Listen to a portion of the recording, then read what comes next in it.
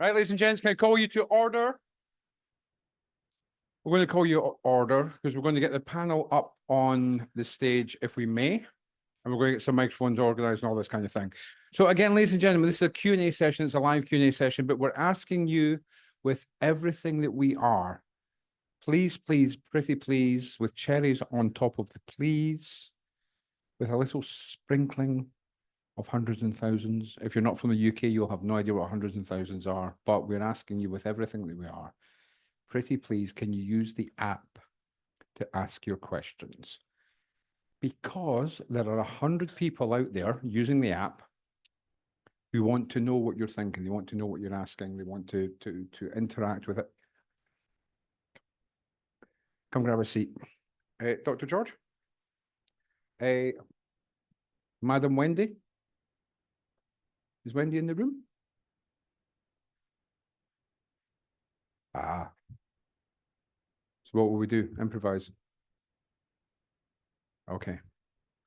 So the other thing, I'm just going to start this before we get to the Q&A. I just want to say for the record, this is not that kind of conference. So if you have left your room key in a bathroom, in the hope that somebody in this room, I have got your hotel key. Now, there's an easy way to find out who, and there's a more challenging way to find out who. So what we'll say is we'll give it to Mo, and if you are worried that you might not be able to get into your room tonight, then we'll sort that out for you. Right. Okay. Right, Q&As. Oh. So what you do, can you go on the app and type in how do you ask a question on no. Mo, can you talk us through how to ask a question on the app, please? Yep, if you open your app, guys, and then at the bottom of the screen, you'll see a little calendar. It's the second icon in. That's your schedule. From there, if you scroll down, find the session that we're about to start, which is the 1:30 general Q&A session. And then just further down that screen, you'll see live Q&A happening now. So if you type your question in there, I can get it here. We can pop it up on the screen. I'll read it out on your behalf, and we can also let our virtual viewers see that as well. Perfect. Thank you. And what that does is it gives the people who are using the app remotely, who are not in the room, the opportunity to be part of all the conversations. So thank you very much for that. If this is your key, come see Mo and she'll tell us all who it was. No, so we'll get you back in your room as quickly as we can. So we've got lots and lots of questions coming in. Before we do that, can we introduce the panel and ask you to say yes? So this is incredibly exciting. The first time ever a PBC conference that we've hosted. We've got Louise, who's a qualified nurse who's doing the fibre scans, which is awesome. We have Wendy, our in-house OT, who's returning. But we have another brand new addition in terms of the MDT, in terms of the expertise that is open to patients. And that is a speech therapist, isn't it? Come and say hi. Hello, does that work? Yeah, okay, great. I'm Felicity, and I'm a physiotherapist that specialises in working with patients with liver disease, and I work in Birmingham.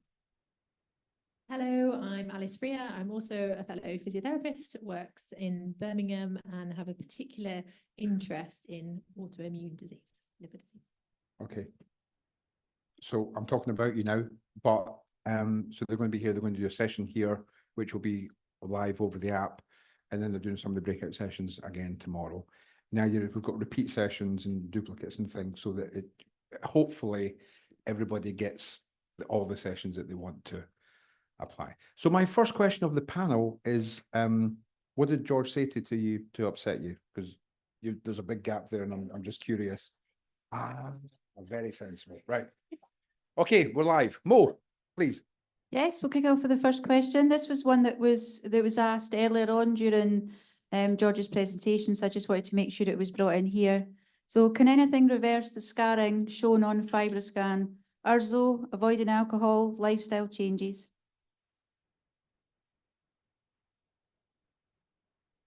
Yes and no. A degree of the liver is able to regenerate to some extent.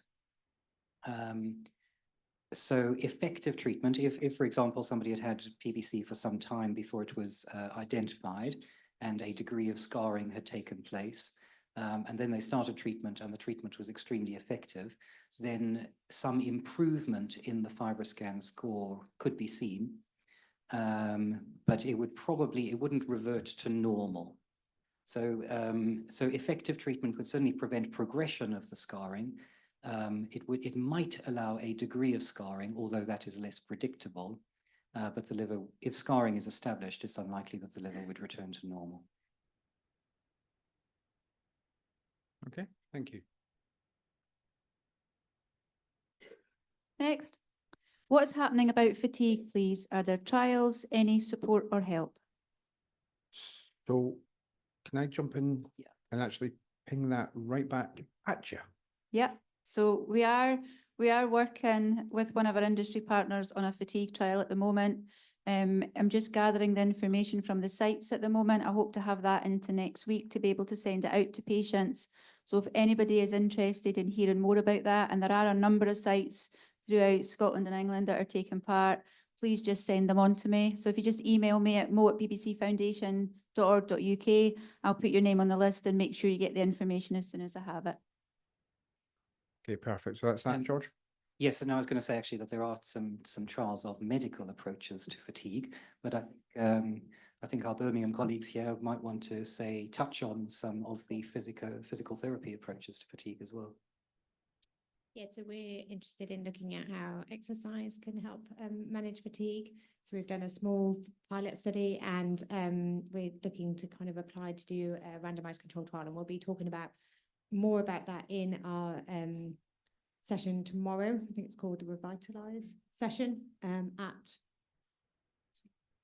2:30 in the morning. It's in the morning, 11. 2:30 in the morning. Yeah, that's it, right here. That's a different revitalize. Okay, that's fair enough. All right. Sorry. Okay, perfect. But also just to emphasize, I think you did have some very promising pilot data, didn't you, which has been presented. So I mean, I'm sure you'll touch on it all tomorrow, but it's a godsend for patients. So it might be worth saying it again now. Yeah, it's looking positive. Yeah, we'll talk through all of the results tomorrow, but it certainly looks like the exercise might be able to play some sort of role in helping. So when we say exercise, does that involve Lycra or are there? It's entirely personal choice. Yeah, personal Perfect. choice. All right, good. If Okay, that's your vibe, then go Okay. with it. cool. Mo? What can be done about dizziness? Now this depends a little bit on what is meant by dizziness. Severe fatigue, very severe fatigue, is sometimes associated with orthostatic symptoms. You can get dysautonomia in very severe fatigue, and that can be characterized by, for example, lightheadedness on standing and even fainting on standing. And the usual approach, unfortunately, with that is making sure that you're well filled with fluids and standing up very carefully. There's unfortunately, no way to reverse the dysautonomia. But dizziness where the room is spinning is not usually seen in PBC. So I think it probably depends a little bit on what the questioner is specifically referring to, which particular symptom. I think certainly from my clinical experience working with patients with PBC, sometimes dizziness can overlap with a fogginess, and they can be interchangeable. People perceive fogginess, or what we sort of medically call central fatigue, as that sort of, unable to concentrate, foggy headedness, feeling very woozy and fuzzy, and they actually also associate with the word dizziness, but actually it could be, aside from, what's just been discussed, that some of that is fatigue manifesting in a way that can be described as dizziness, but isn't always dizziness. It's more that sort of foggy headedness. From our expertise, that's what we found. And, certainly with the trials that we're going to talk about over the next day or so, how interventions might be able to improve the symptom if that is how it's described, and actually that's how it's manifesting. Thank you. All right, perfect. Okay. If ALP has been reduced to 175 and GGT to 114, is there still damage happening after 10 months on Urzo? Should I continue or add a second line therapy? So other than answering that specific question, can you talk around those kind of limits and that kind of thing in a more general? Yes, so the usual approach, which we touched on, I touched on in the introduction, was that we have, as I said in the introduction, a stepwise approach to treatment. So everybody will start treatment with ursodeoxycholic acid, and then we will measure the ursodeoxycholic acid response after usually 12 months of treatment. Currently in the UK, the approach would be that if the alkaline phosphatase has improved to less than 1.67 times the upper limit of normal, which is about an alkaline phosphatase usually of around 217. So if the alkaline phosphatase has fallen below that level, we would generally accept that that means that the amount of inflammation in the liver has fallen considerably and to an acceptable level, so that progressive scarring is much less likely. And therefore, we would not generally add on a second line treatment to somebody whose alkaline phosphatase had fallen below that level. The approach may change over time. It may change as newer treatments become available, better tolerated treatments become available, the cost of treatments falls. And it might be that eventually that we aim for even lower levels. It might be that eventually the aim becomes a normal alkaline phosphatase. But you can be reassured, even now, that below that 217 mark, the amount of residual inflammation is very little, so that progressive scarring is much diminished. So I'm going to defer to George's politeness, and he says eventually. I think there'll be a movement from patient advocates that would ask for those changes to happen somewhat quicker than eventually. And one of the things that came from the summit was the notion that normal is normal. And so I think that's probably somewhere where, you know, there will be a lot of discussion, particularly in the new guidelines. So watch this space, because it will develop and change. Yeah, I think, again, just to emphasize, I mean, anyone whose blood levels are below, you know, an alk phos less than 200 is pretty good. So do be reassured by that. I wouldn't disagree with Robert. I think the only thing just to highlight is that when people are recommending treatments, remember every treatment does come at some cost. Yeah. And currently, for example, I would be slightly reluctant to recommend a second line treatment to someone whose alkaline phosphatase was less than 200 for fear that, for example, I might impact on their kidney function or something along those lines. But as I said before, as new treatments become available and we see how well tolerated those treatments are and so on, the thresholds for treatment may change. Okay. So just to highlight, so these are the kind of conversations, and not just you and I, but in terms of the staff and then Dave Jones, but these are the kind of conversations that the foundation has with the clinical experts, not just in the UK, but all around the world. I just wanted to highlight to you that, you know, maybe you see what we do, but don't necessarily always see what we do. But these kind of conversations are really important between all the stakeholders to make sure that the patient voice is heard. And then that's part of the decision-making process. So I just wanted to acknowledge that, George, so thank you. Okay. All right, Mo. Yep. Muscle and joint pain has not been mentioned as a symptom. Could it be a possible symptom? Very definitely, but I think the physiotherapists will see a lot more of it. Yes, certainly it's one of the things that we come across a lot, and I would argue it's almost like a byproduct of the condition itself. Our understanding is that the sort of the fancy word of biogenetics or the muscle makeup is altered in PBC. So perhaps individuals with PBC get tired more quickly, or they have nasty waste products from their exercise or movement that they can't get rid of as well as somebody that perhaps doesn't have the condition. And then as a consequence, that what that can cause is sort of more inactivity with a fear of upsetting the muscle, and then therefore you can get more pain, because joints by nature like to be moved. Joints do like to be moved, but if we're not moving, we're not allowing good movement of the joint, we're not facilitating strength of the muscles. So I would certainly say it's something that we very much do come across, and it's something that we need to manage and try to empower individuals to know how much is safe and what they should be doing. And that's part of the work of what we're doing, is trying to understand that better, to give more understanding to our patients. Yeah. Thank you.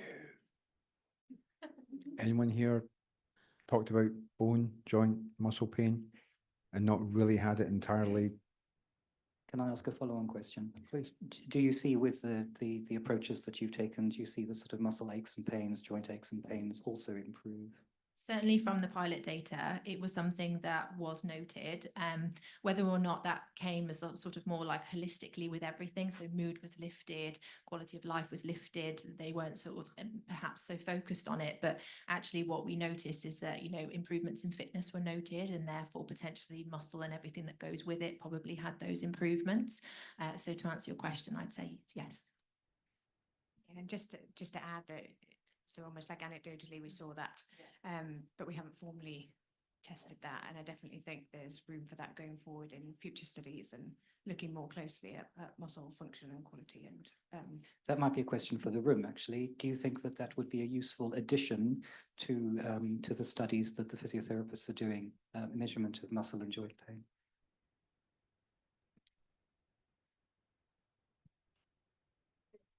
So before you do, let's get a microphone to you, actually, Dr. Mann. Oh. What I've found difficult to explain to my consultant when I've been complaining of muscle and joint pain is how to differentiate between what's muscle pain, what's joint pain. And I think I've spoken to a few people who've said the same thing.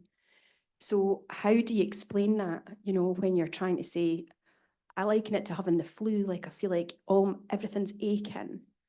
Is that muscle? I mean, I know what your joints are, but is that muscle or is that joint pain? I think that's a really good question. And in terms of answering it, it's tricky because everyone's experience or perception of what pain is or how it feels is individualized. I would say sort of that, you know, hopefully, unfortunately to individuals, if you've all had flu, that sort of joint, that all over body ache tends to refer more to sort of the joint situation. It feels everywhere. It feels, you know, when you're moving your body. The muscle ache in my interpretation is if you have perhaps done something that was overzealous and you then feel it in between the joints, or you try and do something that's repetitive and you feel it in a specific area. I would say that's probably more musculature, whereas joint pain that's sort of throughout the whole body all at once is more sort of that flu type. I would associate that, but that's my personal experience. And I think a lot of people probably in the room can agree, trying to articulate your own personal symptom burden is really challenging, and trying to get that across to a clinician or somebody else that hasn't experienced that could be quite challenging. But that's certainly how I would understand it and interpret it. And I think that's part of what the specialities bring, because you'll have a very different language and vernacular that what George would have, that what a nurse would have. And your ability to listen and tease that information out and have a second go at getting the information, I think, is absolutely key. So grateful. Thank you. yeah, and just to add to that, I think that's, you know, with the additional kind of members of the MDT like that, it's about having the ability to kind of focus in on those areas, and so to make sure that we're managing patients from like a full holistic perspective. So yeah, if you do have access to physiotherapy, I think it's a really good space to do that. And I know that's one question. Yeah, you go on then. So would you recommend then that we ask our GPs to refer us to physiotherapy based on what we're hearing today, that could really sort of enhance our quality of life, basically? In an ideal world, I'd love to say yes. But like every member of the MDT, physios specialise in lots of different areas. And I think a GP route and avenue would naturally akin a referral to a musculoskeletal style physiotherapist who probably hasn't got a specialist interest in this rare disease. So there is a risk of maybe perhaps a misprescription of activity and exercise. I wouldn't want to string everyone with that, you know, because I'm sure there's some excellent clinicians that understand pacing and everything that it requires. But I think really what's lacking is a greater understanding of what you patients need. We need more investigation, more trial, more study, more awareness, which I appreciate doesn't help the here and now, but we are very passionate about improving that picture for you. Just to build on that, you know, we are very well aware of the lack of access to physiotherapy across the whole of liver disease, not just in PBC. And we do have an organisation called the British Association of Allied Health Professionals in Liver that sits under Basel. And we are currently working on, you know, building that network, providing education opportunities, collaborating on more research and things like that to try and generate the evidence that we need that will then help fund services where we can access more of that kind of care for patients. Brilliant. Thank you so much. And the cloning machine to get you guys around more places in the country would be Absolutely. okay. Sure. That last question actually was from myself. I've had PBC for about 16 years and I'm sort of okay-ish. But I found in the last probably year, 6 months, 8 months, year, that my body just aches. Specifically when I'm trying to get out of a sofa or out of bed, or when I've been sat around for maybe a little while. And I'm now on a second line treatment, and I was just wondering if it's the PBC or it could be one of my treatments I'm on, one of the drugs I'm on. I'm also on a new drug for osteopenia. And it all gets a bit confused because I'm like, well, is it one of these drugs that's causing it? Is it a new symptom of my PBC, which is not on any of the literature? Or is it something completely new? So I don't go to the doctor because you just, like you said, it's really hard to describe. It's not a pain. So you don't go. And then, you know, you just like dragging yourself around. And it's horrible. I don't know what I'm trying to say. I just thought I'd just explain that question a bit more. Yeah. So George, can I take what I heard and make the best question that I possibly can? So you've done a huge amount of research and data and all of those kind of things. So knowing that PBC is a rare disease, what do you know in terms of the people with PBC who have bone pain, joint pain, in terms of percentages that's reported? How many of those do we know that are on second line therapy OCA? How many of those do we know are on second line therapy BISA? So do we know enough that it's a feature of PBC, or are there indications that people in a certain treatment have more of this than the general PBC population? Does that? No, that all makes sense. I mean, we do know that bone pain, muscle pain is part of PBC. That information was collected before the second line treatments were available. So that we are already aware of. Oh, it is. It is. I mean, yeah, there's a publication from Jones and Mells. Who? No, but because I wanted to focus on the really big ones, basically. But actually, bone pain is an important one, and there have been publications from UK PBC indicating that bone pain actually can have the biggest impact on health utility. So when it is present, it can be very disabling. In terms of your specific question, though, I'm afraid it is exactly as you have experienced. It can be extremely difficult to tease apart. It can simply be the PBC itself. And I'm afraid when that is the case, there's no specific treatment that we can offer which is really effective, but hopefully the physiotherapy type treatments will improve that. It probably can be related to the medications. I don't know particularly which ones you've described, but a simple example is that statins are very well known. Okay, so it's not well, yeah. So bone pain is not muscle pain and bone pain are not well documented with obeticholic acid, but it's not unusual for people to say that they are experiencing bone pain from bisphosphonates, which is the risedronate. So that is possible depending on the timing of the pain. And if it were a fibrate, a fibric acid derivative, which are not dissimilar in their function to statins, well, we can sometimes see muscle aches and pains from statins, and I wouldn't be hugely surprised to discover that people experience them with fibrates. So drug effects are also important. And what it'll boil down to, I'm afraid, is a very detailed conversation with your physician to try and work out exactly when it started in order to see if you can tease that apart.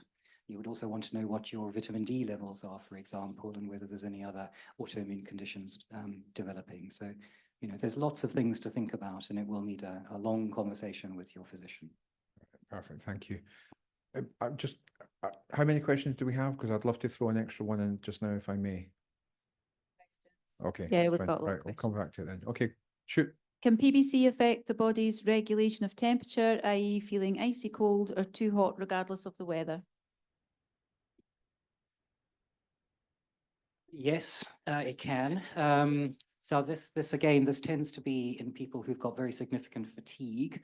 And it's bordering a little bit on that dysautonomia that I was referring to previously. Your autonomic nervous system controls blood vessel tone, including the tiny little blood vessels that supply the skin. So you can get changes in thermoregulation and flushing and that sort of thing if there is severe fatigue bordering on the dysautonomia. But yeah, so it's not unheard of in PBC. Can I just say I'm learning so much today, so thank you for making us have this because we're learning enormously. Thank you. Mo. Once you start to experience symptoms, for example, itch and fatigue and cognitive fatigue, will that ever stop, or is that for life? And will it get progressively worse? So I know the physios are like, so do you want to go? Because I hear there's a pilot, and apart from mood and quality of life and fitness all improving, I mean, it doesn't sound as if it helps much.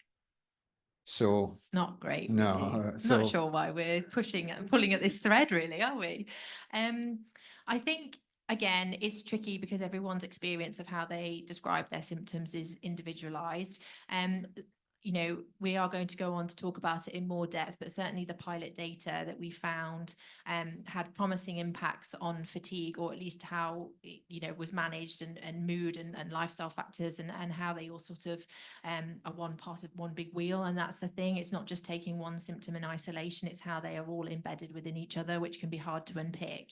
You know, itch is a completely different a different kettle of fish, and we appreciate that's really challenging. But certainly from our perspective, one of the things that we were really pleased to find is an intervention type such as exercise. We noticed it didn't actually make itch profoundly worse, which is something that potentially you could worry about, because naturally through exercise you warm up, don't you? If you're, you know, working perhaps at an intensity that's sort of moderate, or, you know, you're not absolutely blue in the face, but you're also aware you're doing some work, it naturally increases your temperature. So that was a bit of a, you know, something in the back burner. We were considering, could we make itch worse, but it wasn't something that we necessarily found. So I wouldn't, you know, it's not been fully tested, but, you know, our initial preliminary data is promising that certainly from a fatigue point of view and cognitive fatigue, there are interventions that may help.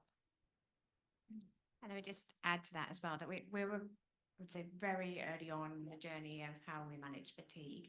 And whilst we have seen these improvements, we don't know whether they're sustained, those improvements over time, and also how we engage patients with exercise over time, because it's all very well when you've got maybe like in a very supported system, but then when you're left to your own devices kind of afterwards, everyone, I would say even people without chronic disease, go through peaks and troughs of participation with exercise. It's a normal kind of pattern.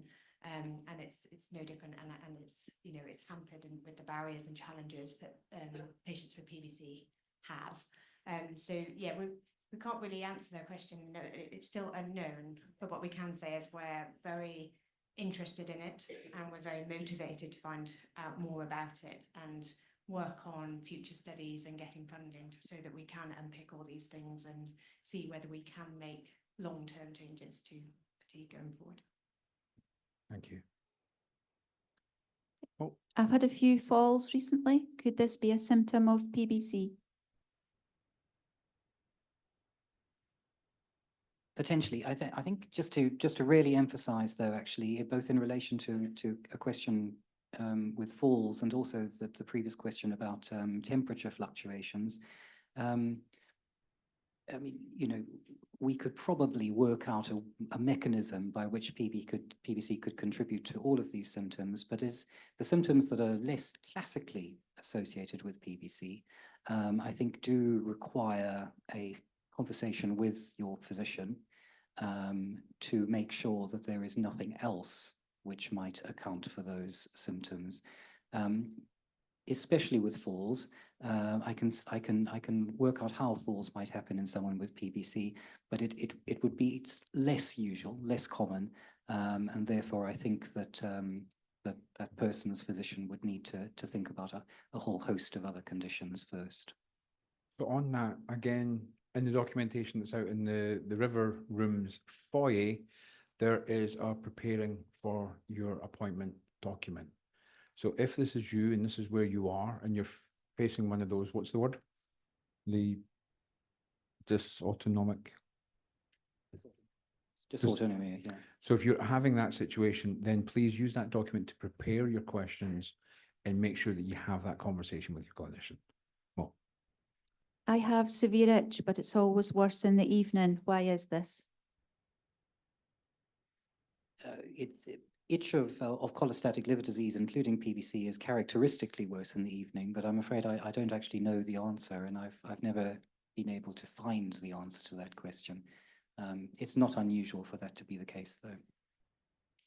I've heard people talking about the, now I'm going to, this is me on the cusp of my memory, circadian rhythms and the bile doing its cycle. Could easily be. The liver does most of its work at night, so it could easily be related to the circadian rhythms of the liver. But I've not read that this is has been proven. That's a theory, as it right? I think it's a perfectly okay. acceptable theory, but I haven't But seen no it. science yet. Okay. Can PBC affect vascular system blood flow circulation? Yes, again, it can. I mean, for example, it can cause Raynaud's phenomenon, which we touched on this morning in the introduction.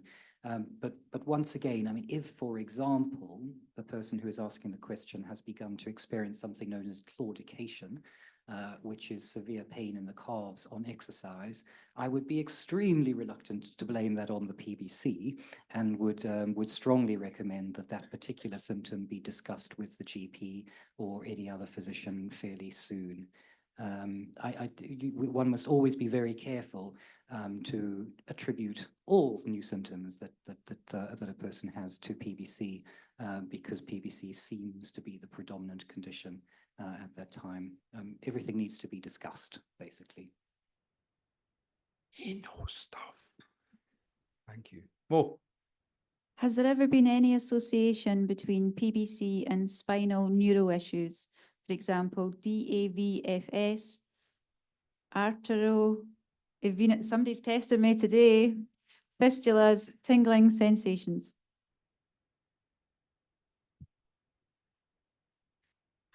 I think I would need to see that acronym or abbreviation written down. Actually, I don't recognize that. DVFS. No. Audience 1, clinicians 0. Can we come back? Can we maybe look at that? Let's get you a microphone.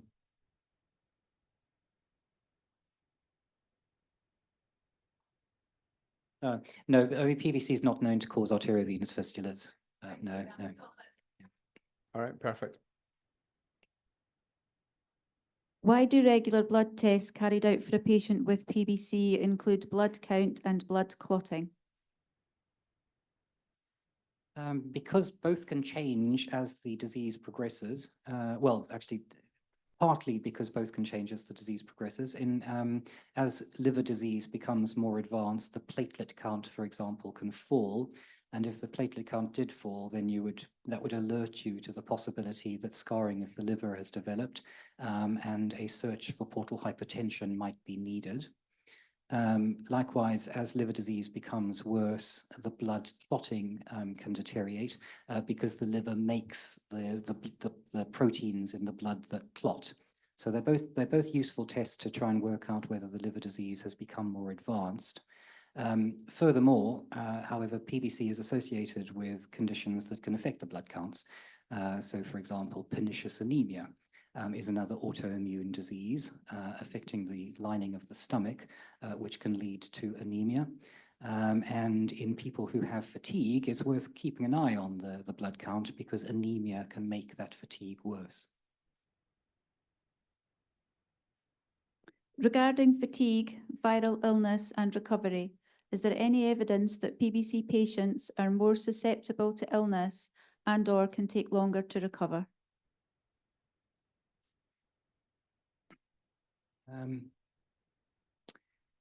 Well, it depends on the stage of disease. In early PBC, there is no reason to suspect that there should be a longer recovery time from, for example, a viral illness. In advanced PBC, where there is liver failure, then viral illnesses can become very serious indeed. Influenza, COVID, and so on are much worse in people who've got liver failure. So we would expect a worse disease and a longer recovery under those circumstances. In people who have severe fatigue, it might be that certain viruses have a greater impact on that fatigue and that there is a slightly longer recovery time. Is that something you've observed? I'd certainly say not necessarily associated with the study, but just through clinical practice. I think people that are already susceptible to fatigue, if they are then subject to an illness, their fatigue seems more profound in their interpretation. But quite often what I do find is when people are subject to severe, moderate or severe fatigue, there's also other things that intertwine that feel that their fatigue is exacerbated, whether that be mood, anxiety, and anything else that's associated with it. So I'm not saying that fatigue is not real for them. I'm not saying it's not as severe as they are reporting, but often if you're already in a state where you describe your fatigue as high, I often find that they feel that that's the symptom that takes a big hit, even more so. Perfect, thank you. Well, Sometimes my doctor talks about flare-ups in relation to PBC symptoms, for example, itch or brain fog that are worse. Is there such a thing as a flare-up in relation to symptoms? And if so, why is it only for some symptoms? What is the reason? Well, I'll ask this bit for the itch, and then perhaps we can hear your thoughts on the brain fog. Itching certainly can have a periodicity to it. Exactly why that is not entirely clear. You've already heard that the itching can be worse at night, but it can have other patterns to it. Some people find that the itching is worse around a menstrual period, for example.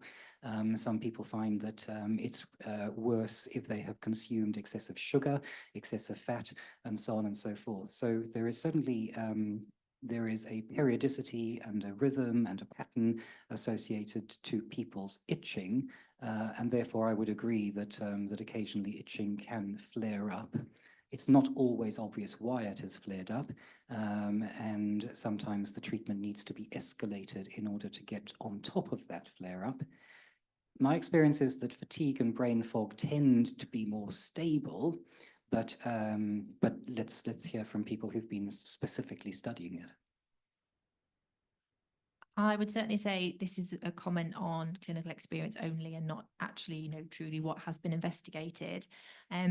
Quite often when we come to things such as fatigue or brain fog and somebody feels like there's been a flare, actually when you take a bit of if you've got the time as a clinician to take a deeper dive into why that might be, there's quite often contributing factors that link in with that. So that could be potentially something around their lifestyle. It could be perhaps added stressors. It could be perhaps a dip in physical activity. It could be perhaps an increase in workload, and all of those things perhaps could contribute to that per se. But that is purely observational operational and not investigating, that's something that we're really interested in doing and moving forward to understand those processes and those sort of, peaks and troughs, as Felicity alluded to earlier. Right, thank you.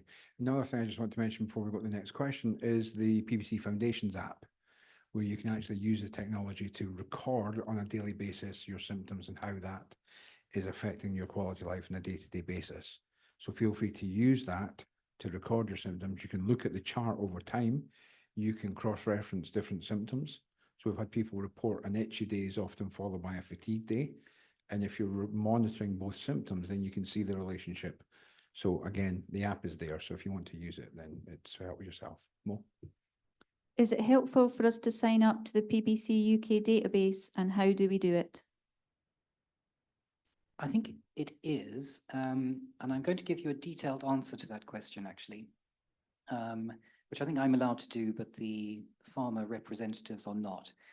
We are currently in a situation with obeticholic acid, and Robert may be able to explain this in a bit more detail than I can. But just to remind you, obeticholic acid is the only licensed second-line treatment available in the UK currently. It was given a conditional license by the Food and Drug Administration in the US and by the European Medicines Authority in Europe several years ago. And that approval was on the conditional approval, that a formal clinical trial over several years would be undertaken to prove that the drug provided survival benefit. Because PBC is a rare disease, and because the drug was commercially available at the time of the trial, that trial was unsuccessful. And you may be aware from the news that the EMA has therefore revoked the license for obeticholic acid. It is still licensed in the UK by the MHRA, so there's no problem here, but there will be a problem in Europe.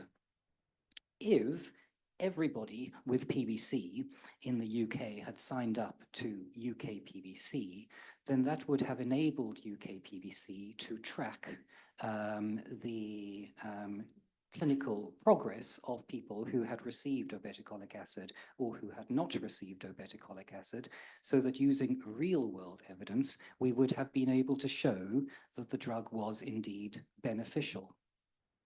So I would argue that henceforth, every patient should sign up to UK PBC so that we do not find ourselves in this situation once again. Okay. So it was UK PBC's fault. No.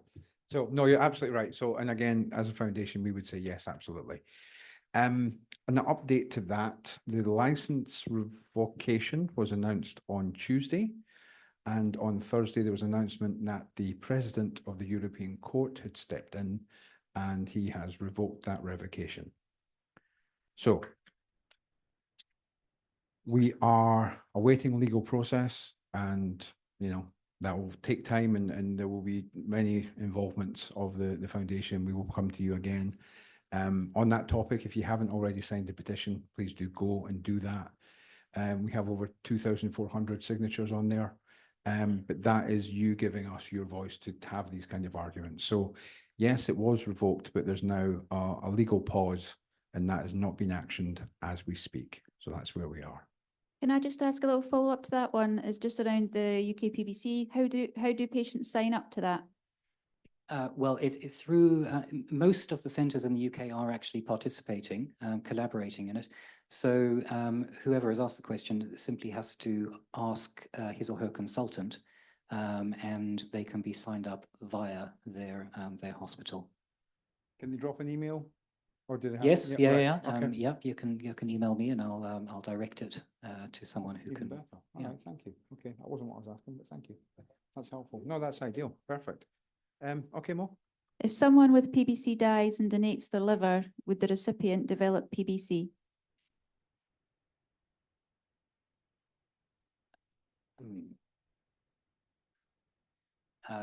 Now that is a interesting question.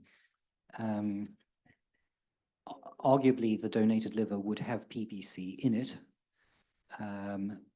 but the immune system of the recipient may prevent any further progression of that state. I don't actually know that I'm not aware of the answer to that question, actually. That is something I will need to look into. I'm not sure that it's ever actually been flagged. But we've been doing these, so we've been doing them online since the start of COVID for 4.5 years. That's a cracker. I've never heard that question asked in any way, shape, or form. That's so okay. That's 2 to the audience.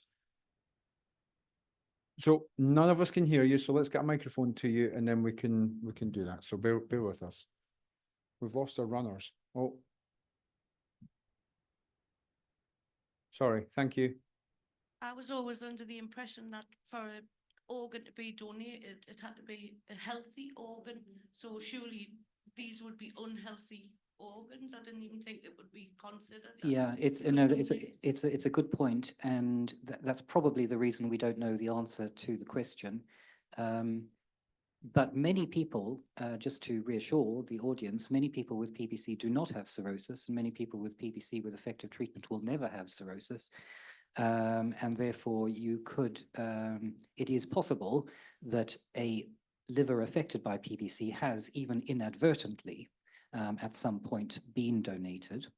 But you're right. I mean, I think in general, if you heard that the donor had a liver disease, you would probably not use that organ. And I think that's probably the reason we don't actually know the answer to this question. But it's worth looking into nevertheless. So we're going to Basel in October. Will we take that to the plumbers and see what they say? Certainly can. Yeah. Could investigate the literature in the meantime. Yeah, absolutely. Okay, perfect. Thank you. Whoever asked that question, thank you. What are the physical and behavioural health impacts of PBC on sexual health? Can I just take a second to give that question a round of applause? Because this is almost never, ever, ever talked about. And that A is a goosebump moment, and B, that is again indicator of why we're using the app, that you've got the anonymity and the safety to ask that kind of question. So whoever asked you that question, you are a lion. Thank you. George. So two components to that. Usually, so in a person who has early PBC, who does not have sicker symptoms, PBC is unlikely to have a physical impact on sexual health. But of course, if PBC is causing a great deal of anxiety or has led to some degree of depression or is associated with fatigue, then all of these things may influence sexual function and sexual health. So, you know, that is a given. If PBC is associated with sicker symptoms, the dry eyes, dry mouth, dry glands, dry skin, then certainly vaginal dryness can be problematic. And of course, that can affect sexual function. Fortunately, vaginal moisturizers can be extremely effective at overcoming that particular symptom. In advanced liver disease, there can be derangement of hormones, including estrogen levels, progesterone levels, and so on, which will influence sexual function in men. So men may find that they have erectile dysfunction in advanced liver disease and can affect the libido. So advanced liver disease can have a whole host of effects. And these are things that we would hopefully see improved after liver transplantation. So PBC can either have direct or indirect effects in a number of different ways. Wonderful. Thank you. Just, Right, this will yeah, be, Oh, wait a minute. So much more. just going to add to that it is a really good question. And as when Robert talked about writing down your questions before you go to your clinic appointment, you know, really do write those sorts of questions down, because, you know, physicians are used to dealing with these questions all the time and how to manage sexual health. So, you know, don't be afraid to do that, because it certainly, you know, it's not something that physiotherapy necessarily deals directly with, but it all forms a part of, you know, your identity and who you are and the role that you play in life and how you feel you're contributing within your relationships. And it's really, really important topic. So please, you know, definitely very, very pleasant to put it out there, but do put it on your list of questions to ask your clinicians about. Don't shy away from asking about it, because it's really, really important. That's brilliant. Thank you. And this goes back to, so I'm not going to tell tales out of school, but when we had the friends and family session, there was a lot of talk about guilt on the patient side, but also on the caregiver side.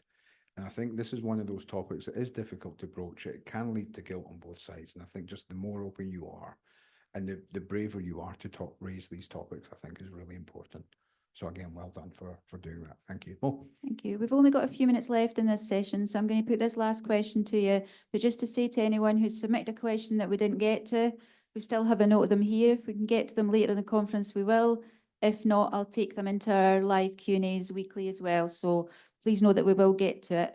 So our last question for the session is, I'm on ARSO and my levels are off the scale, so I've been put on obeticholic acid. My levels are still not coming down and my GI specialist isn't sure what to do next. Any advice? Yes, so it depends a little bit on the which part of the UK you're from. In England, then that case will go back to the PBC multidisciplinary team in order to discuss next steps. Very often, depending on what the kidney function is like and what other medications are required, very often we would add in a third agent. So for example, add in bezafibrate, and sometimes that can be effective. If bezafibrate is not an option, however, because, for example, of kidney function or the requirement for statins, then there are some newer drugs which will soon be available and indeed are already currently available through compassionate use, which might be considered. But I think that decision will need to be made by the multidisciplinary team that actually made the original decision with respect to OCA. okay, thank you. Can I note on that question, can we put a pre-question in for the industry panel on compassionate use and early access programs? Will I think do. that would brilliant. Apparently the question came from someone in Scotland. So there is not the same MDT approach to second line treatment in Scotland. However, I am aware that the Scottish Gastroenterology Society, I think they call themselves SGS, has established an MDT-like approach so that physicians can take their difficult cases to a regular meeting. I believe it's held monthly, and can share experience and obtain advice about how to approach next steps. So although there isn't a strict MDT approach, there is a sort of de facto one which can be called upon for advice. And again, the last thing I would add to that question is that, again, if this is you and this is where you are, if you want to come to the foundation and talk it through and have help in preparing your questions so that you're more informed and more confident in those conversations with your clinician, then again, please do use us, get in touch and talk it through with the staff. Okay. Alice, Felicity, George, thank you so much. Ladies and gents, your panel.